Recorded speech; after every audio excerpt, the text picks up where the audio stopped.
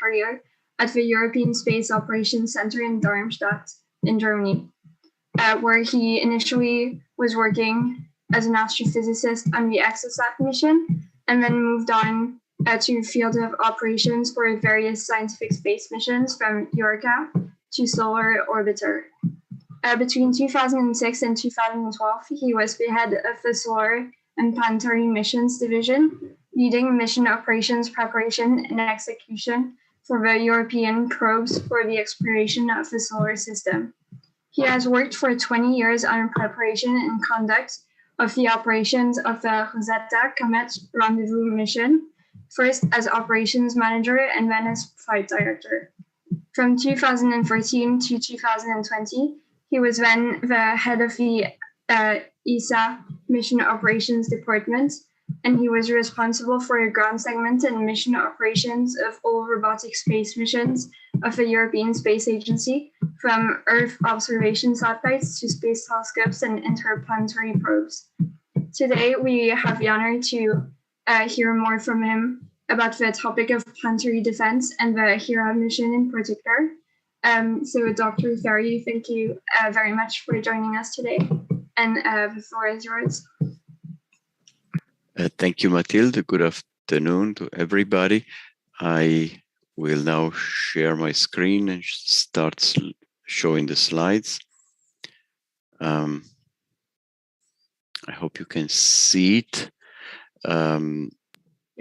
Now, the Hera mission is the first step of the European Space Agency in the field of planetary defense. The first step in space, because there have been other steps on ground that I'm going to explain to you today. So I will start talking about planetary defense first, and then go on to the Hera mission. And planetary defense is about this. I mean, this is a rather famous event in Russia in February 2013 over the city of Chelyabinsk. There was an explosion of a relatively small impact meteoroid. It was about estimated between 10 and 20 meters, the meteorite, and it exploded in the air. But of course, it caused a shock wave, which had some effects. You can see here from some monitoring cameras what happened inside buildings, which were also kilometers away. And since it exploded over a city, it even caused not only damages, but also some light injuries, but about 1,000 people. This was a very small impact.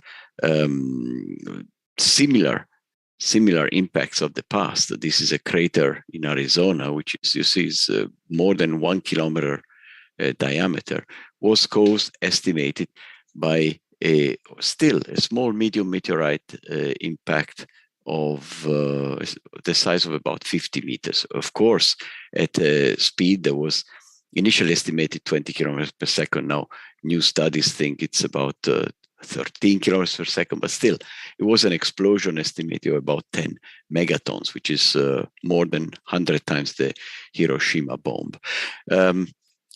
These are very small objects still, and they tend to occur. I mean, the small ones, like Chelyabinsk, every 10 years, typically.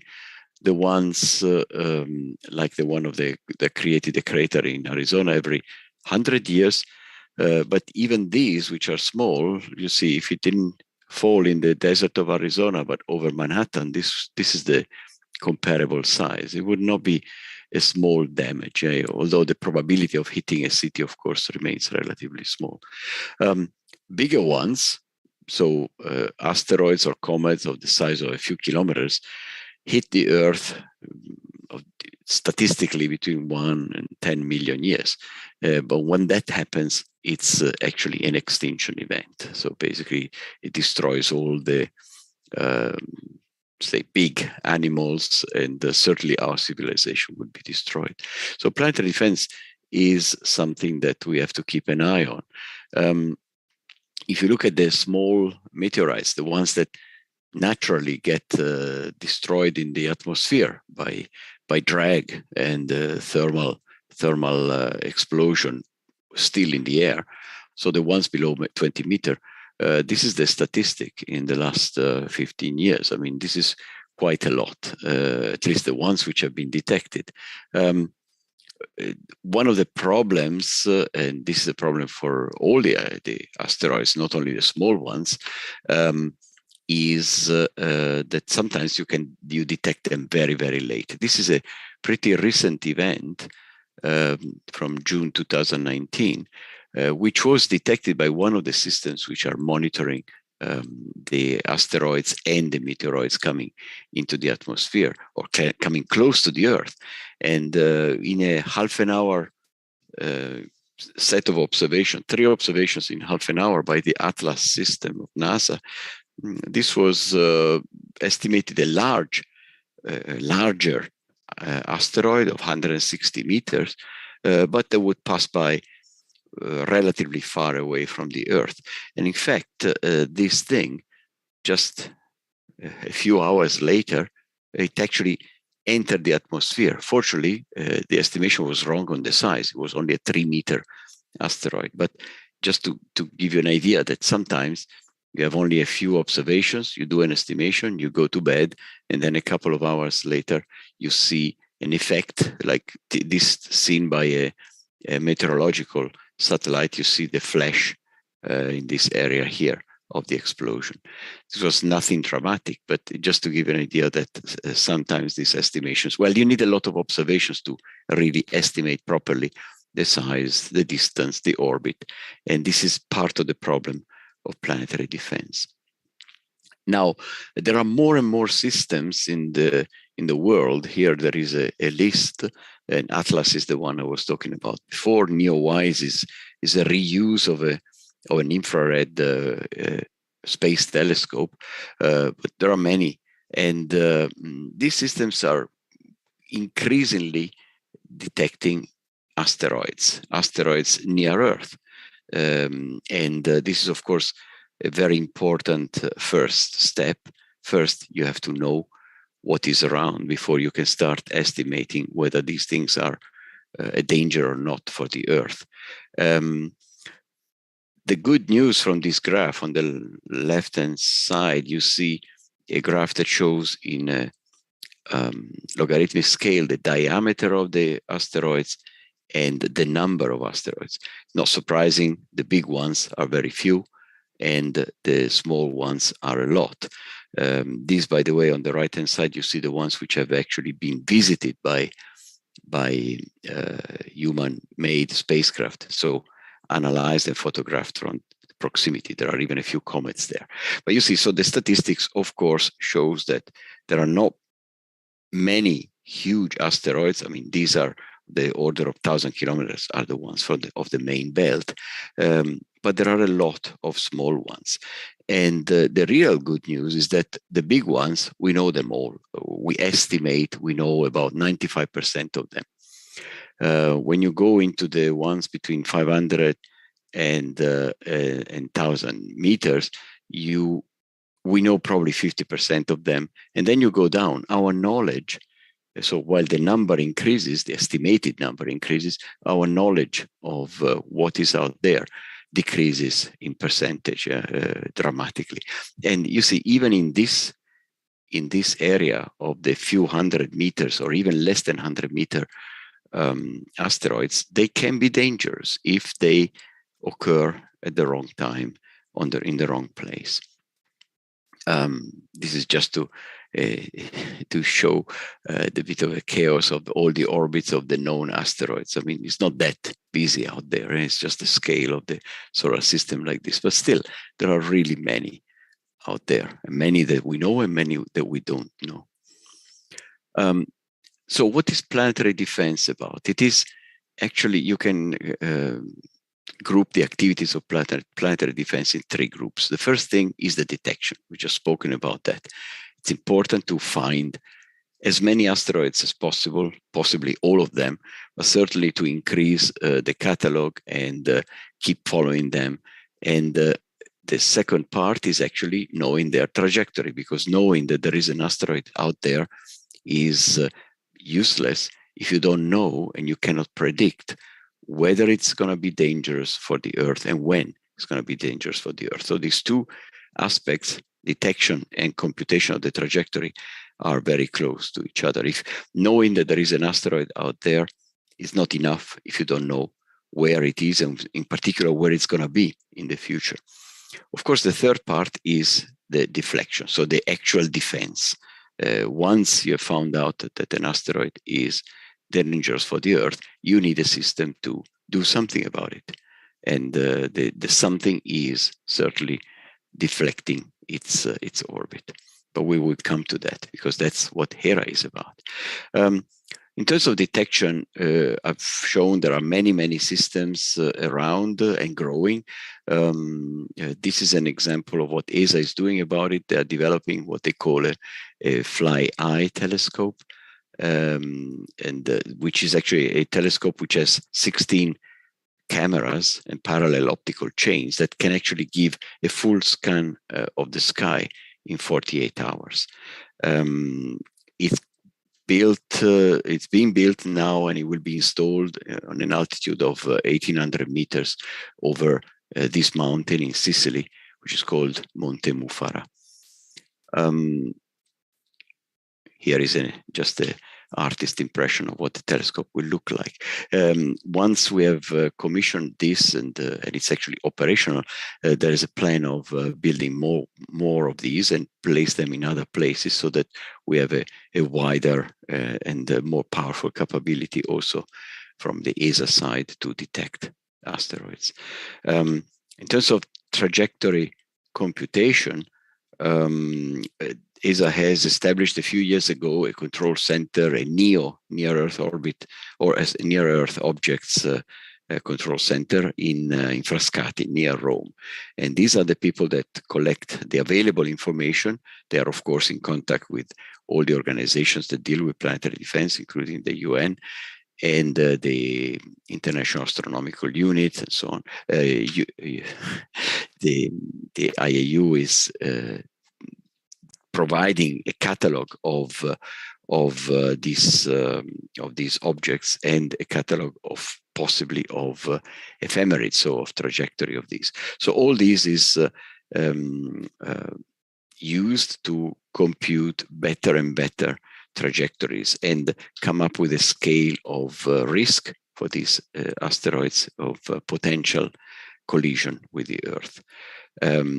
Trajectory computation is a very tricky thing because, of course, you always have errors in your computation, and so really what counts, if this is what you calculate as the position of the asteroid, and this is the error around it, which is where it may have this sort of banana shape. What counts is the intersection of your error shape with the target plane. So the plane which will, at the right time, with the time of closest encounter, maximum approach, will contain the Earth. So if the Earth is here and your shape projected on the target plane is here, then you have, in principle, no problem with your asteroid. Yeah, you can relax. The problem is this evolves in time, and even your knowledge evolves in time. So in time, your calculation, your predictions may make this asteroid or this object migrate around all these areas. This is the Torino Scale, which is a sort of simplified version of what is actually used, which is called the Palermo Scale. It's a bit more complex, has a lot of parameters, but basically through this scale you classify the asteroids which can be dramatically dangerous, so sort of catastrophic at local, at regional, or global scale. This is based on the collision probability and the kinetic energy of the impact. So they can be catastrophic, they can be extremely damaging, or extremely concerning. This is what they call events meriting concern. Things to be monitored carefully, but with no danger, and things that you can't forget about, at least on the short term. As I said, your predictions improve with time and with additional additional observations. So your object may migrate through these categories in time. For example, if you initially calculate that the error ellipse of the when it will cross the plane where the Earth is so big, and the Earth is actually there, then you might be very concerned initially. Then you have an improvement of your accuracy with future measurements, and you see, well, you have a better accuracy, but the Earth is still inside. At this stage, your alarm may increase because in the meantime, also time has passed. But then with a future measurement, you may get a better improvement and see that the Earth is outside. So you have to play with time because, for example, if you wanted to launch a deflection mission, you have to be careful because you will probably base it on premature information like this one or this one, and then you will try to deflect it. And if you deflect it in the wrong direction, for example, in this one, you may in the end cause an even worse problem because in the end, you see the original trajectory will bring it out of the collision with Earth, but maybe you have moved it in this direction. So this is a very delicate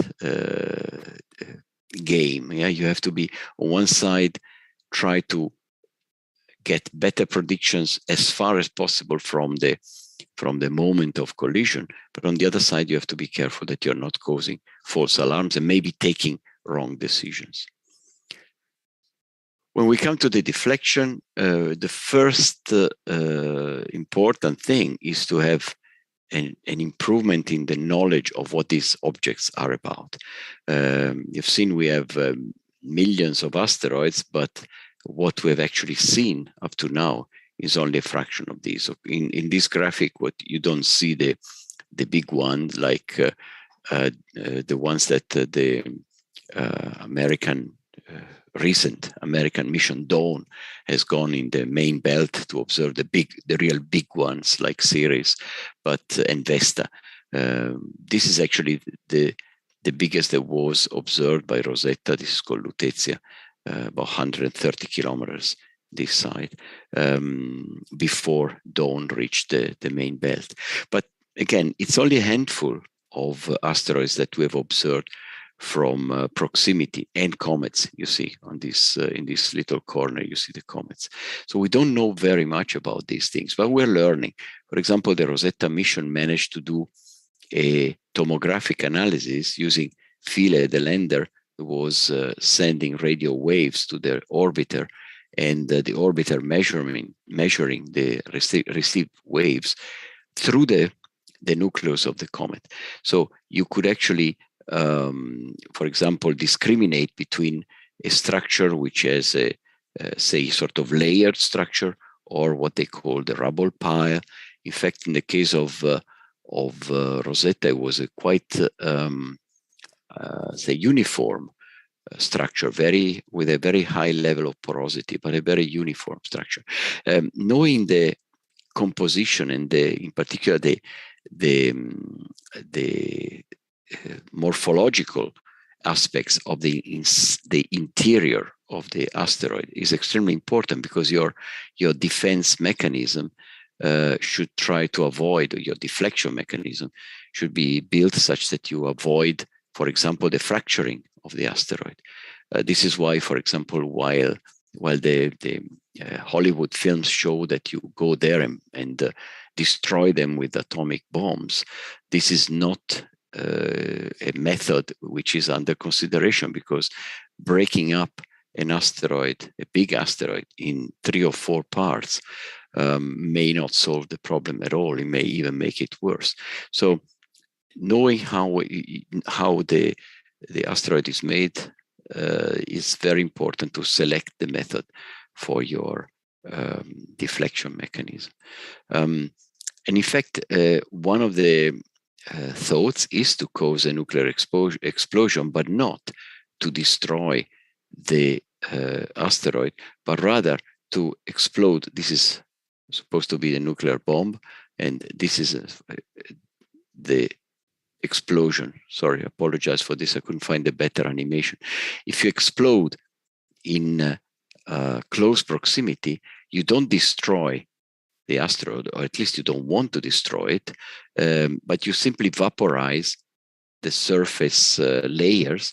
And if the surface layers vaporize and go in this direction, eventually they add up to a reaction force that will deflect the main body.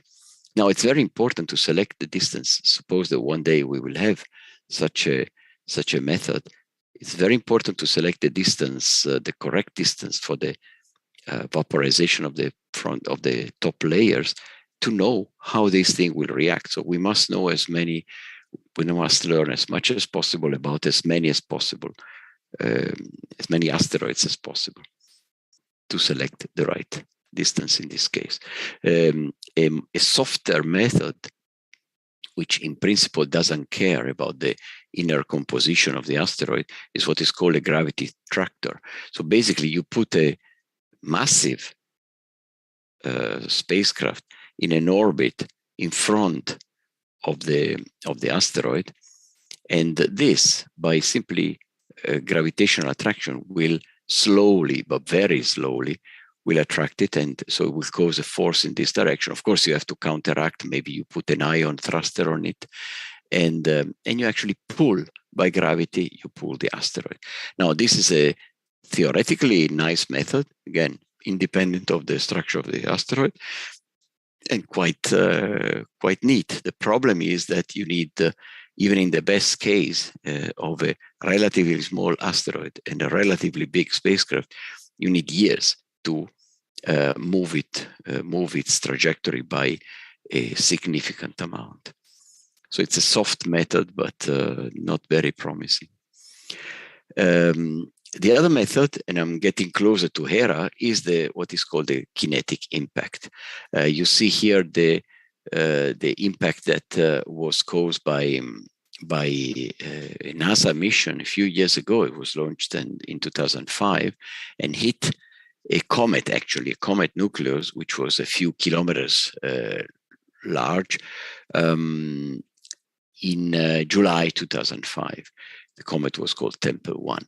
Now, this was a projectile, was a spacecraft that actually took these pictures doing a flyby of the comet.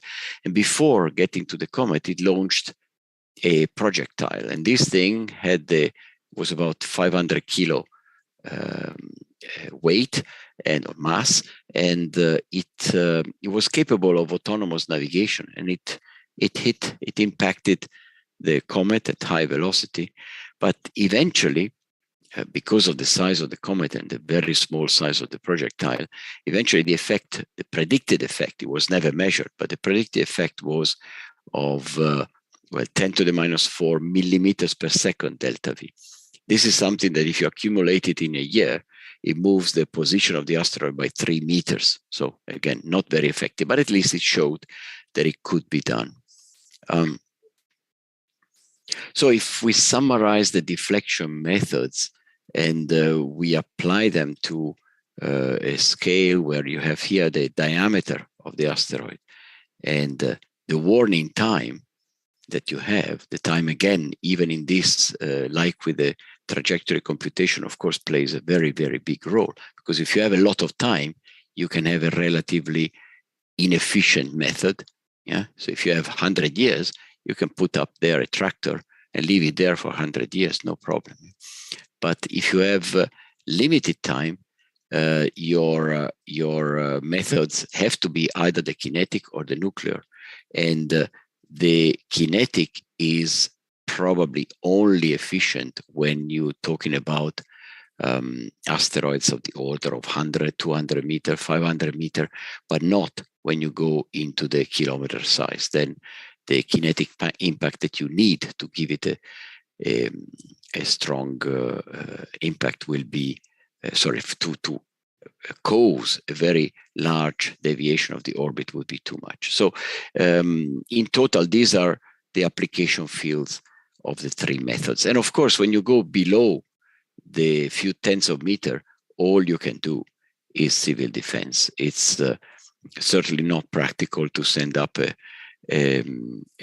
space mission for these small asteroids. Now, we're coming now to the second part of the presentation, which is the first part of the title, which is the Hera mission. And Hera is actually part of a cooperative mission, which is called AIDA. It's an international cooperation with NASA. First, NASA, in fact, last year, end of last year, launched a mission called Dott, which will actually go and produce a kinetic impact on a small asteroid that I will describe later. A few years later, Hera, which will be launched in 2024, and that's the ESA contribution to the mission, will arrive and observe the crime scene. So that's the definition of AIDA. Originally, actually was foreseen that Hera would arrive, and it was called AIM at that time, would arrive at the moment of the impact. But then due to, say, political difficulties inside between the member states in ESA, it was not approved in time, but eventually it turned out that it was not necessary to be there to observe while the event occurs. In fact, it may be even more practical to be there after the event.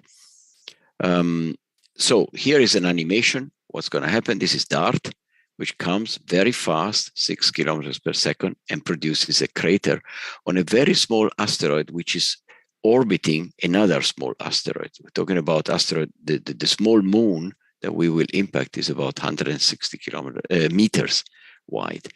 Then Hera comes and actually does the whole analysis, looks at the shape of the crater, measuring the properties of the asteroid, and making all, as I said, the crime scene analysis, trying to find out eventually what was in detail the effect of the impact. The system selected is a binary system called Didymos, which is made of a bigger asteroid, again, relatively small, 700 meter diameter, and a smaller one, which is orbiting at about 1 kilometer distance, which we call Dimorphos. It used to be called Didymoon, but now it's got a new name. This thing is estimated 163 meters. You see them here on the city of Padova, on the Colosseum. This is the small one, the 160 meter one, here compared to Churyumov-Gerasimenko, which is the comet of Rosetta, and here compared to the city of Dubai and the biggest building on Earth. So this gives you the size of these things. Why did we select a binary system, and why this one? It has this system, Didymos and Dimorphos, has a very interesting characteristic. First of all, the size of the small one is representative of most near-Earth asteroids, which are hazardous to the Earth and are still in the area of the kinetic impact. So useful to be deflected with a kinetic impact. So say 100 and 150 meter diameter.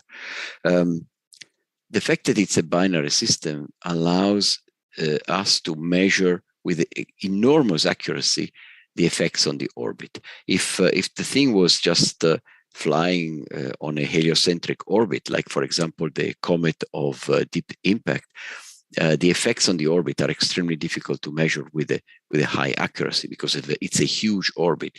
But it's a small orbit around the bigger asteroid makes the measurements extremely accurate. In fact, you can actually do them from Earth, and that's the third useful characteristic of this asteroid. When the impact will occur in September next year, it will be at less than 0.1 AU of distance. And this means that the orbit of the asteroid will be measured with high precision with Earth-based radars before and after the impact.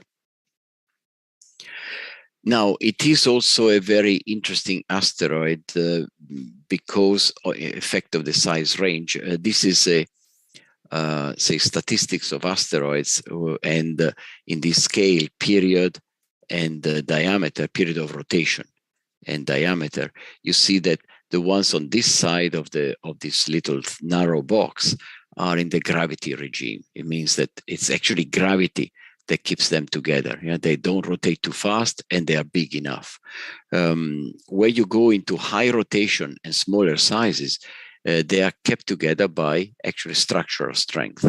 This is what is called the strength regime. And Dimorphos is actually in the middle of this. So it's an extremely interesting sort of boundary case between the gravity and the strength regime. Compared to other asteroids, you see it here. This is Didymos, the 800-meter asteroid, and this is the little moon, Didymoon or Dimorphos. And compared to all the others, this is actually the box. So we're talking about really something extremely tiny. All these things, which fortunately are main belt asteroids, so they're all very far away from the Earth, have nothing to do with the small ones. So it's extremely interesting to go and look into these small asteroids. Just a few words about the Dart mission, which is it's already started, was launched in November 2021. It will go and hit this binary Didymos system, which I've already introduced. Dimorphos has an orbital period around Didymos of about 12 hours.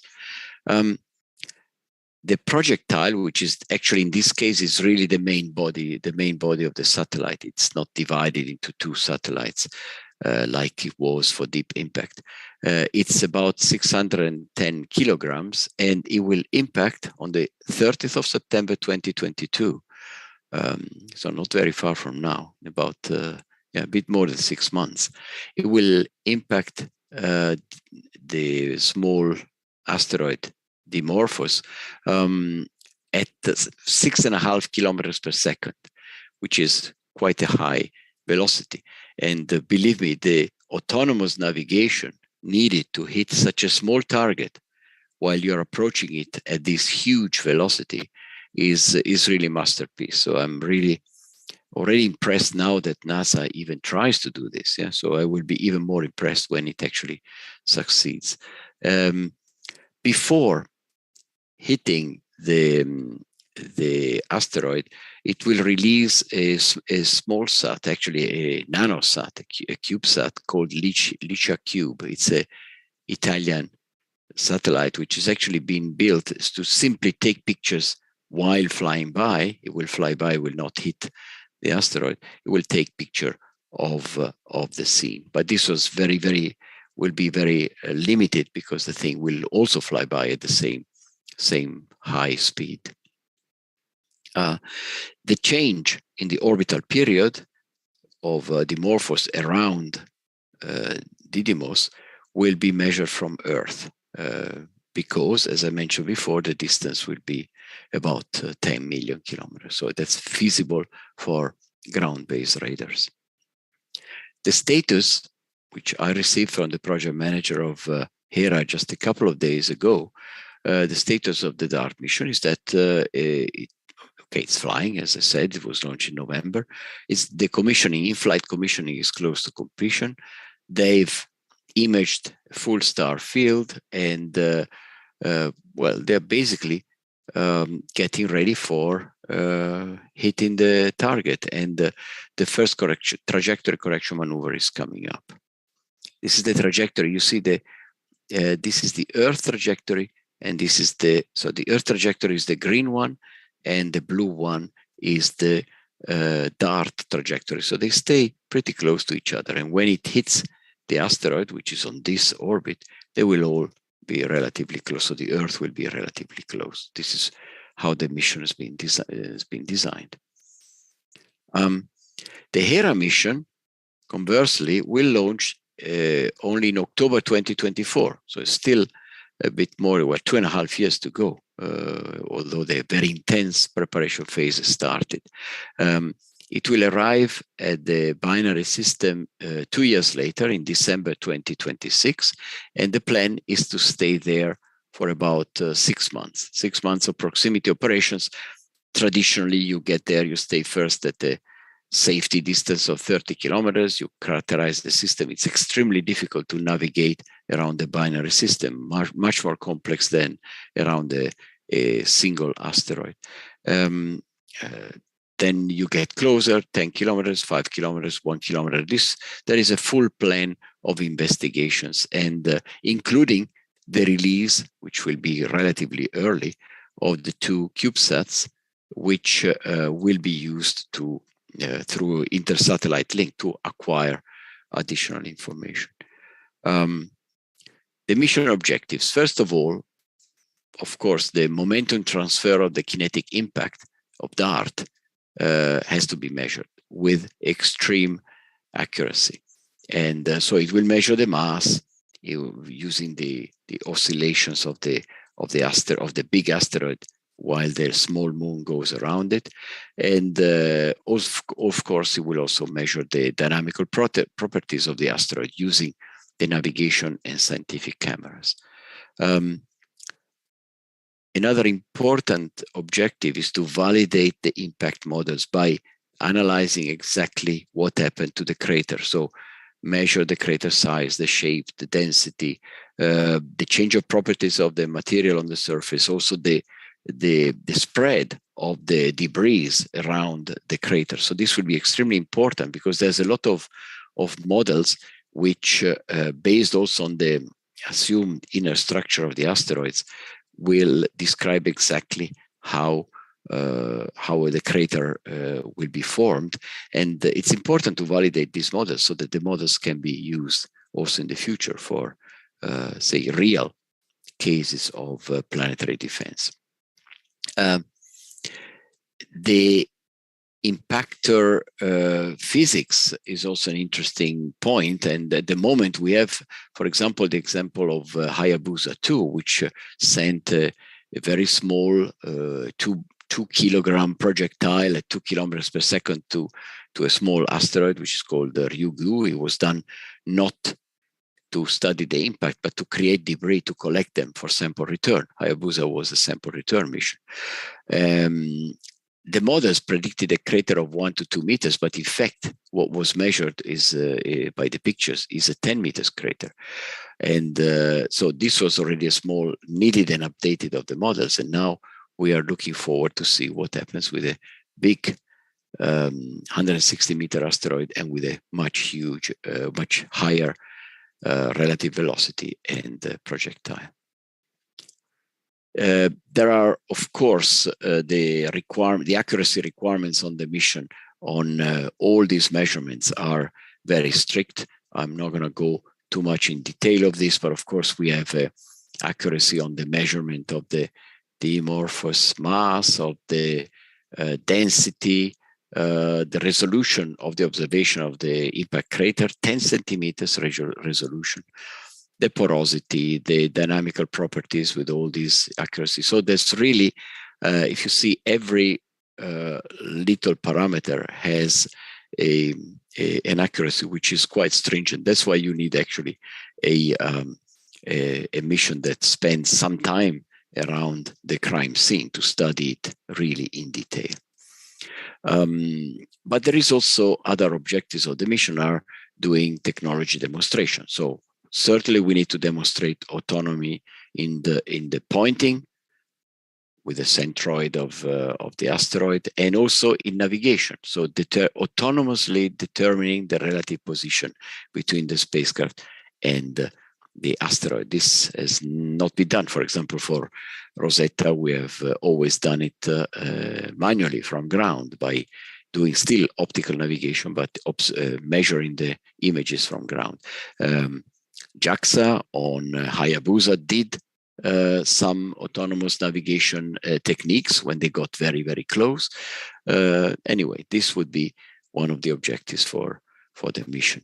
Of course, the Cubesats technology demonstration. Here is a animation of which is pretty old. The 2 Cubesats are not anymore located in that place, but the Cubesats will be released and then deploy the appendages and fly on their own. They will have to do high resolution imaging because they will get closer to the crater and to the asteroid.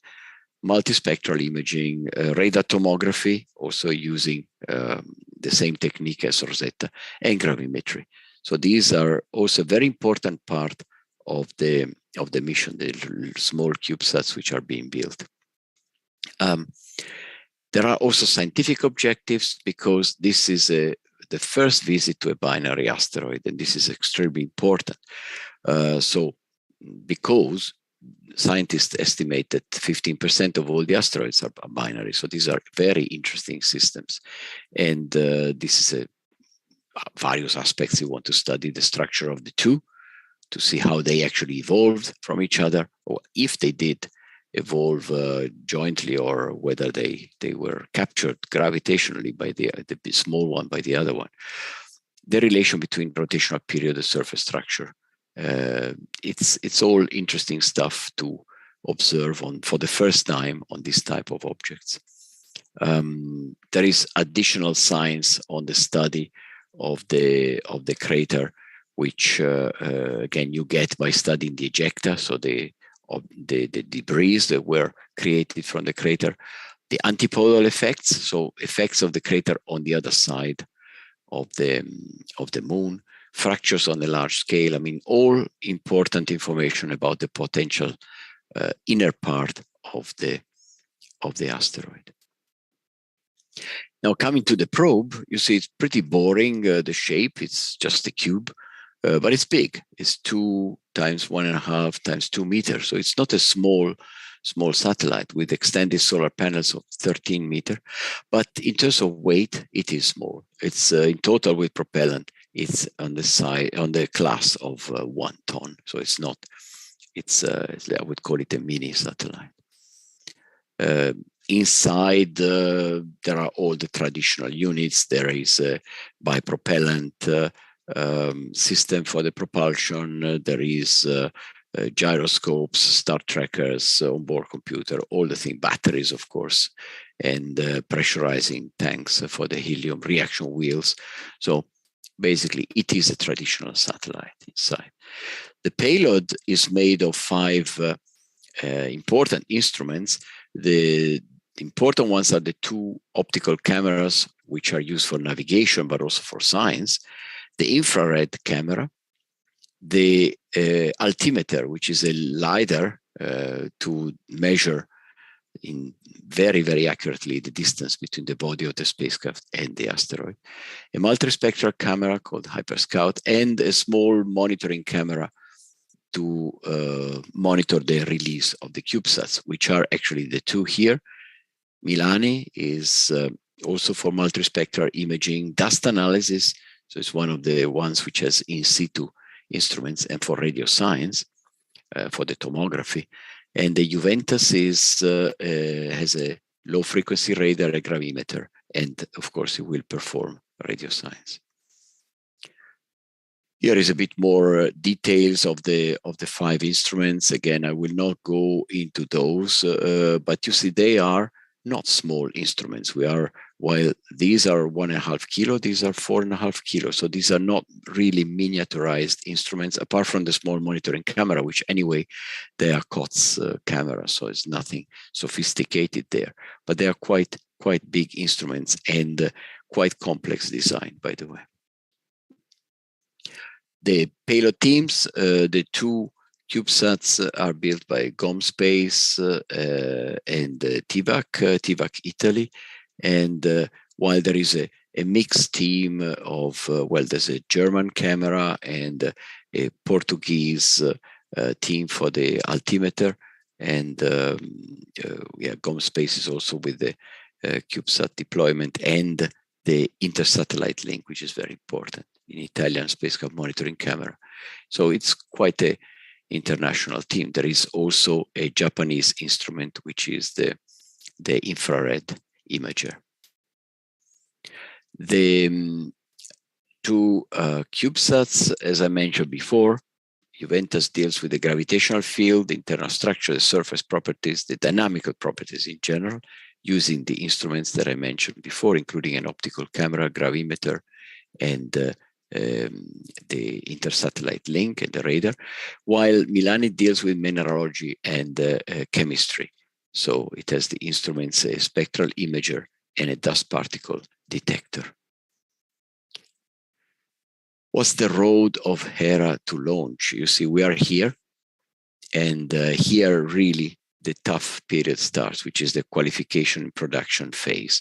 And there are only 2.5 years to launch. So it's quite a condensed phase, and this is where things can go wrong. So it needs all the attention and all the efforts and concentration of the project team and industry to make sure that the launch date is met on the 6th of October, 2024.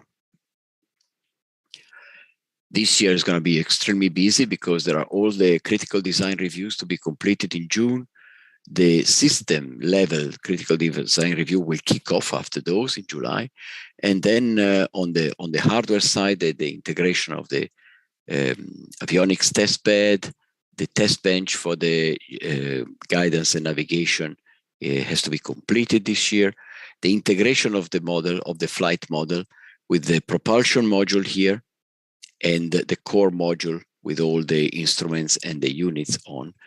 And last but not least, at the Ministerial Conference 22 of ESA, you know, ESA has every 3 years a very important conference at the ministerial level. It's a meeting where the ministers decide on the budget for the future 3 years. There is some decision about funding for the launcher, for the operations, and for additional experiments. So the work is ongoing, but there is still some money to come, and that's extremely important. So we need a very successful year to come to the end of the year and get the go-ahead from the ministers.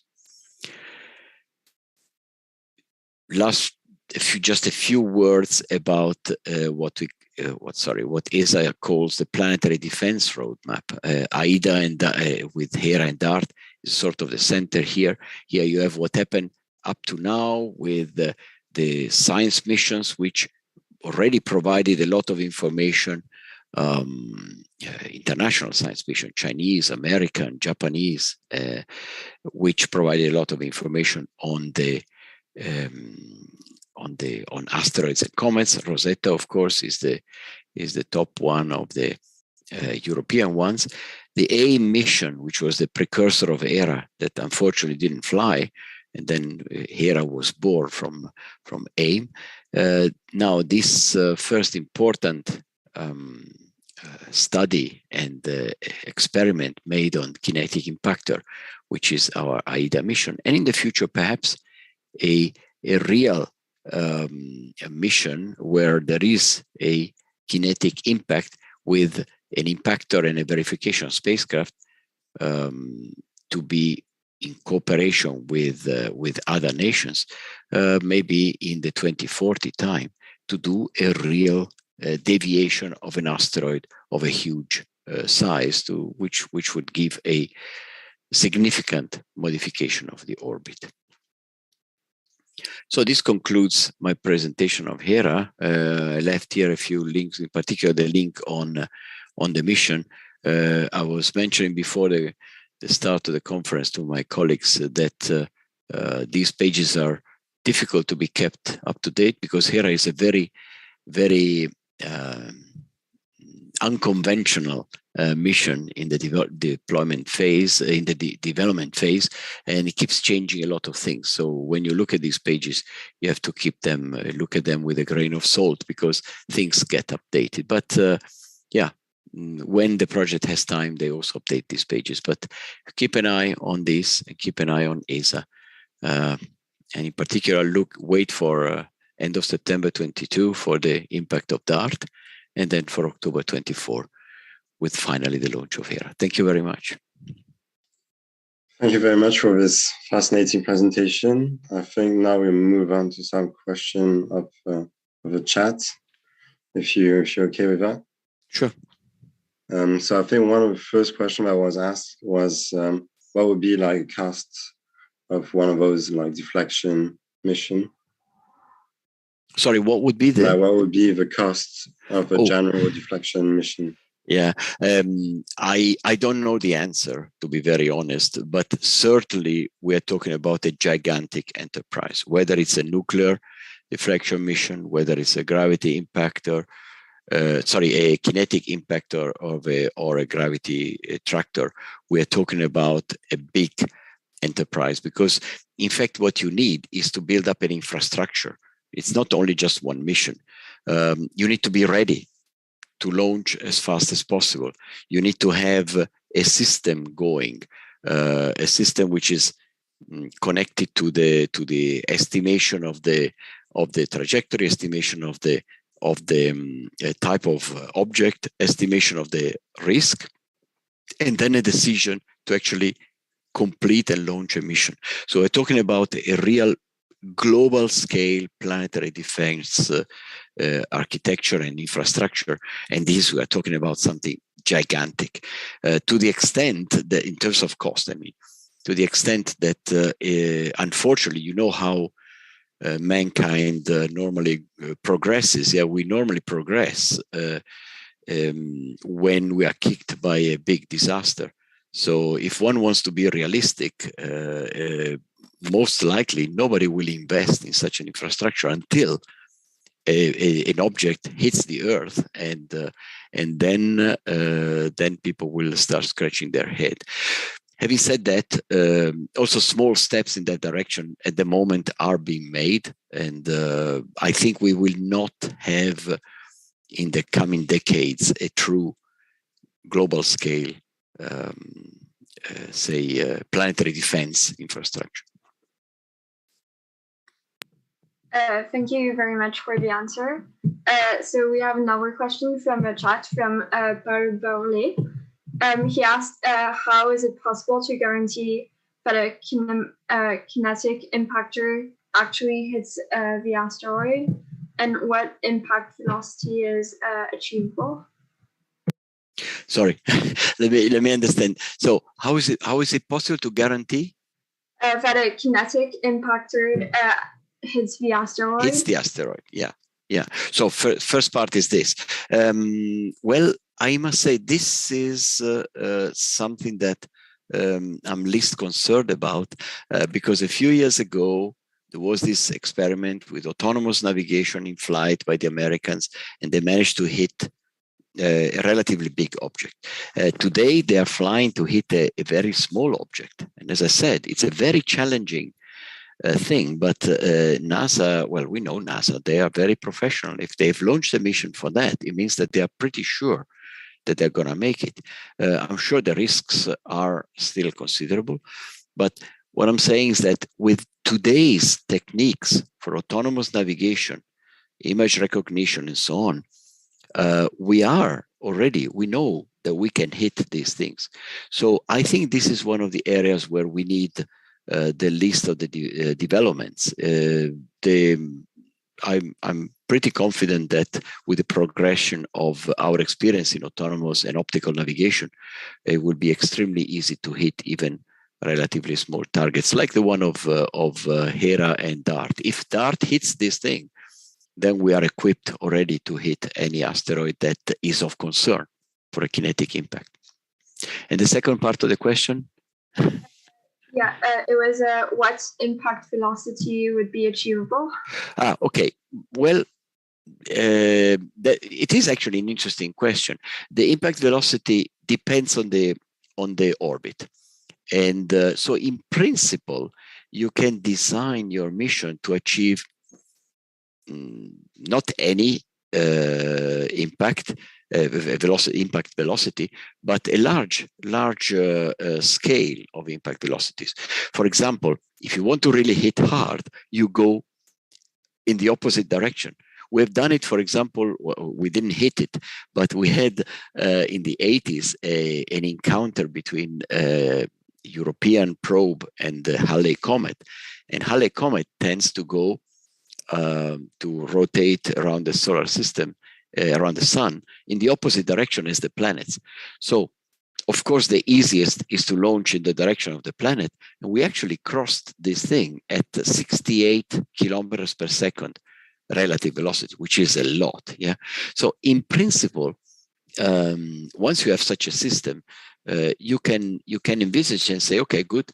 Of course, I have the velocity of the Earth, which is 30 kilometers per second, but I can actually design my trajectory so that I hit you at the maximum possible, say, relative velocity. So you have a wide spectrum to play with, but it's not dictated by the propulsion of the satellite. It's dictated of the rocket. It's dictated by the orbital mechanics. So thank you for that answer. I was wondering myself whether like space defense is a topic that is like internationally like discussed between each space agency, and or whether they all act on their own and take the decision on their own, or if they just all come up together to have a discussion on the possible effects it can have on the whole, because probably can have like massive effects on for more than one country, for example. Yeah, like all fields of space technology, it's actually both.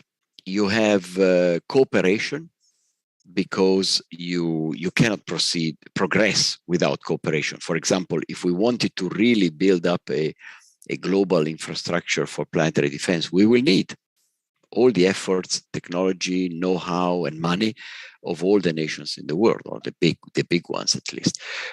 So cooperation is necessary, and you see there is cooperation when, for example, the information about asteroids is actually shared across scientific institutions, agencies. So that's quite a widely shared information. It's actually better than the space debris information. The space debris information is a bit more delicate. The militaries are in the game because, unfortunately, the methods to detect space debris are the same methods that you use to detect possible attacks from space. So that's a more difficult cooperation, as you can imagine. But in the case of planetary defense, the database of asteroids is actually being fed by all sorts of international institutions and organizations. So that's not a problem. There are cooperative missions like the one I described, AIDA, it's NASA and ESA together. So there is a lot of cooperation. But like in other fields of space endeavors, there is also a lot of competition. So there is technology here that is quite sensitive, and there's a lot of money involved in developing this technology, and property rights and industrial spying around, and competitivity between industries. So that's a field where basically every nation wants to build up its own capabilities and know-how, and that, of course, that's the limit of the cooperation. I normally tend to summarize it like this: institutional agencies cooperate because they have to deal with money as well, and industries compete. Yeah, and it's a very delicate game, especially in the hands of the institutional agencies, to allow industry to still compete, but at the same time build up a cooperation. It's not easy, but it's both are natural, of course.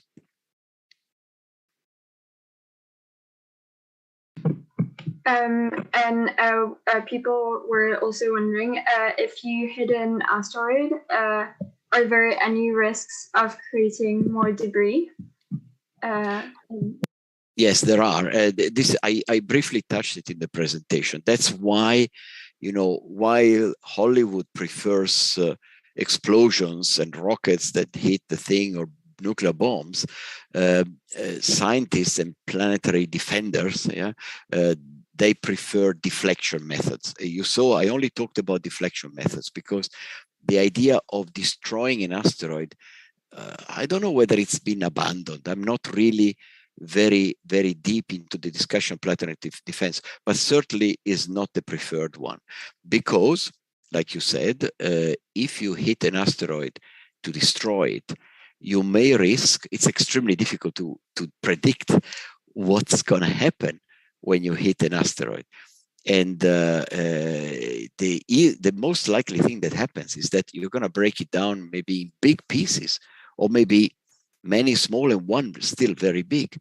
So in fact, if you have an asteroid of a few kilometers coming to the Earth, and that's an extinction level event, and you send, I'm talking now about Bruce Willis or so, yeah, you send something to destroy it, and then you get 3 pieces of 1 kilometer each, you still got your extinction level event. Yeah, so it's better to, if you want to do it explosively, which is actually a very, very interesting method, that this nuclear explosion, you really have to do it very delicately so that you are pretty sure you're not going to destroy it, but you're simply going to push it away using the vaporization of the layers. It's not an easy game. Yeah? And again, you need to know a lot about the asteroid, and that's why you need many missions that study asteroids. You need a sort of categorization of asteroids. Today, it would be very difficult to, for example, to select the size of the bomb and the distance of the explosion.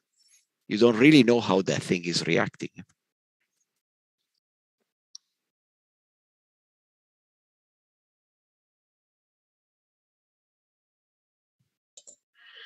Then someone in the chat was also wondering whether it would be a possible solution to use some sort of like concentrated laser to destroy an asteroid, if that's a feasible idea. Okay, there again, I'm not so familiar. Certainly, I've seen articles that also say went into that direction. So powerful lasers from multiple satellites that actually fly in formation in front of the asteroids and actually shoot towards the asteroid. If you want, it's a similar method, actually sort of combination of the nuclear and the tractor one. Certainly there are studies. They are not the simplest method, so it's not something that you find really into more developed studies compared to the nuclear explosion. But yes, there are also ideas of that kind. There are a lot of very creative ideas. But bottom line, what you need is a method to change as fast as possible, but even relatively slowly, the trajectory. You don't need very much. If you have a couple of years and you give this thing a couple of meters per second, problem is solved. Today, can't do it, but maybe one day. So in the chat, we had another question from Gianluca Latorre. He's wondering how likely it is that in the future, in future missions, in situ seismometry measurements will be used to study the interior structure of asteroids. Okay, again, I'm not in this field, but I find it very likely because, this type of technology has been already used, or at least pioneered on big objects like the moon and the planet and Mars, for example. So yes, I think that's one of the say traditional methods to look at the interior of an object. You just bang on it and measure the refraction and the propagation of the acoustic waves. Of course, you need a network. You cannot do it just, well, you don't necessarily need a network. You can also do it locally, but ideally you want a network of say hammers and ears. But yes, I think that's certainly one of the say most promising methods. Yeah. What we do today, and we've done it only in a couple of cases, is the radio tomography, which is also very good. Yeah, but yeah, it's only one of the methods. So a number of people were asking in the chat if you already know what sort of rocket you're going to use, either like if you're going to build yourself or if you're going to buy one from SpaceX. Oh, for Hera. Yeah.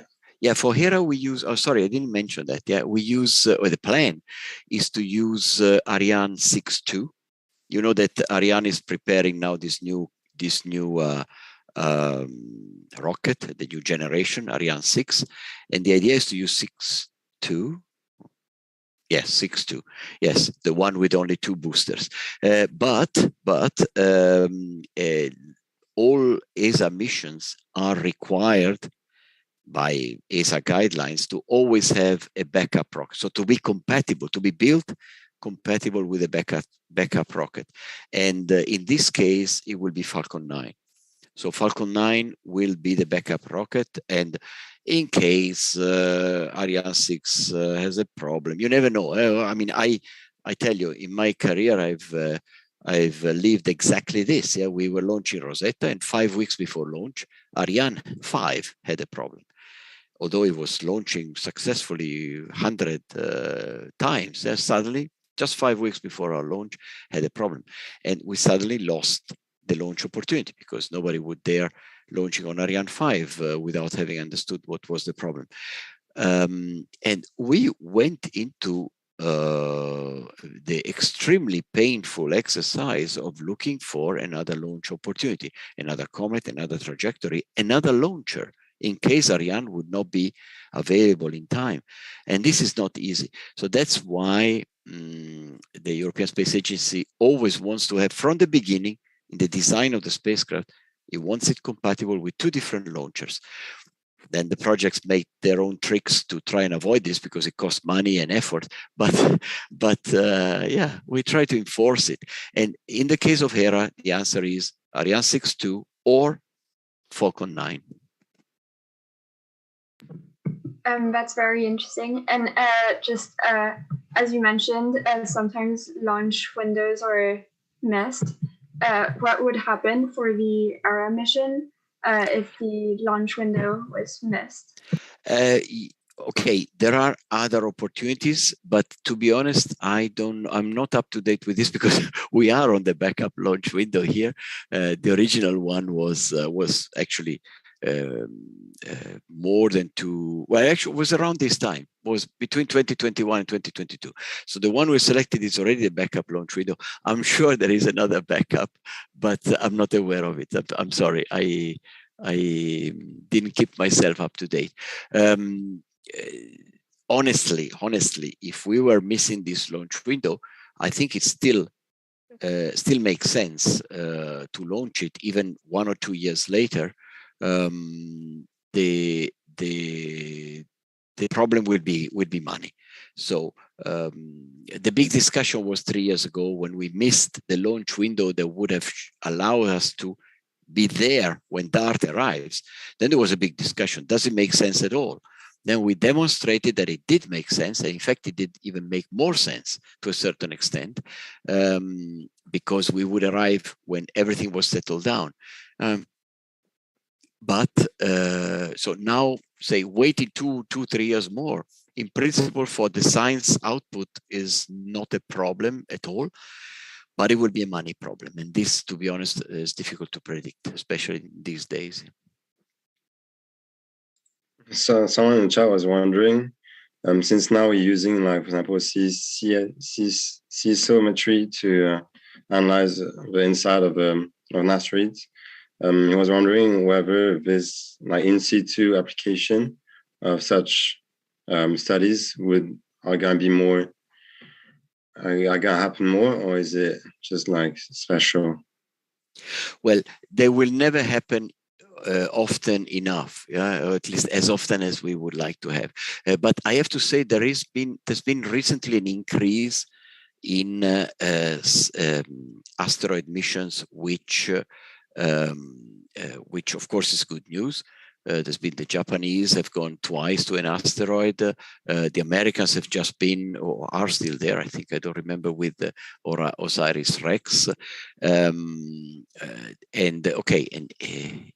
The European Space Agency now launches Hera. So the Americans are launching with Psyche, so to go to another completely different type of asteroid, an iron asteroid. So there is an increase of mission on asteroids, but to do seismography, you need to land on the asteroid. One thing is to do an asteroid mission which is orbiting, maybe even sample return, like the Japanese did or OSIRIS-REx did. Great, yeah. But if you want to land and stay there and do this type of exercises, it's another level of complexity and cost and time. So today I'm not aware of upcoming landing missions on asteroids. If you discard the sample return or the ones that just drop a little box like Hayabusa did. Great respect for this mission. It's fantastic what they've done. Yeah, but that's not real landing. If you want to do seismography, you need something a bit more complex on the ground, and I think that's a higher cost, higher complication, higher risk, and I'm not aware of upcoming missions, so they will take some time before they arrive. I'm really sorry. Do you mind if we ask a few more questions? Go ahead. Oh, okay. So I read the other day that the Chinese Space Agency plans to launch about 20 rockets to hit Bennu to do a similar thing to the Dott mission. And I was wondering what you thought about this different approach, and if you think this is a good approach. I'm not aware of this. So they're going to shoot just rockets, or what? I don't understand. Yeah, I think that's what I read. Okay. Well, I don't know. I know too little about that, to be honest. Yeah. One thing I can say that there is two things to say about the Chinese.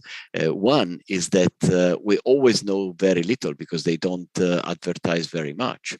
But the other thing is that what they've done recently shows that they're not space cowboys. Yeah, they're doing things extremely professionally, and they are extremely successful. So whatever method that is, they probably have a pretty good idea of what the outcome will be. I mean, look at what they've done at Mars. Yeah, they went there for the first time and they orbited and they landed and they rover it. Nobody managed to do that in the past. Yeah? Neither the Europeans, nor the Americans, nor the Russians. Yeah? So they are now at a level of technology and know-how that you can really guess that they're going to do it right. Unfortunately, they are very, very sparse with information, and this is why it's extremely difficult a priori to judge the thing. Sorry if I gave you a generic answer, but I know too little about that. So for a final question, people asking what sort of things you look for students that actually want to work on such missions. What sort of things we look for? What sort of things you look for, like in students for like participating in such missions? You mean what kind of? You mean persons or companies, or I don't understand. And like for students. Oh, students. Okay, yeah. Sorry. Okay. Well, you can do all sorts of things if you want a job on these type of missions, because there are basically all the traditional space engineering jobs are applied to this. There's a lot of science and astronomy in this. I mean, the planetologists are working hand in hand with the aerospace engineers that develop the probe. So even a scientific career in astronomy, geology, planetology actually would contribute a lot to this type of missions. As I said, aerospace engineers, and then when you build such a spacecraft, any type of engineer, I mean, mechanical engineers, structural, material, even software engineers, all these type of things, electrical engineers, of course, they are they are the ones who build this type of probes, but they are not different from the ones who build other types of probes. Yeah, so it's actually the traditional set of engineering capabilities to work on these missions. Now that's the type of background. Okay, I'm a physicist. I worked in space engineering all my life. Yeah, mathematicians for dynamics of these things. You need a lot of mathematics and people that have on one side mathematical skills and computer skills. So this is the type of background. Everybody can contribute. Yeah, maybe even philosophers. I don't know. The other thing is how you get there. So how you get to work in this, and the best is actually to apply for training programs in the big, say, large integrators, which is the big companies, Airbus. You find it in many nations, Airbus, Spain, France, Germany, UK, or Thales, which is mainly space in Italy, but I think they have it also in other countries. So these are the big ones. OHB in Germany. These companies are always looking for young trainees, and they can offer all sorts of fields of expertise. Yeah? So that's the best way. There is also to get into the national agencies. I don't know the systems of the national agencies, but in the European Space Agency, there is a wonderful system, which is what we call the young graduate trainees. It's difficult to get in there because there is, I don't know, 100 places for 2,000 applications. But okay, this is not a reason not to try. So this is the way. I think space industry is the easiest because it's everywhere and there's a lot of need. Today, there are a lot of small companies, small startups.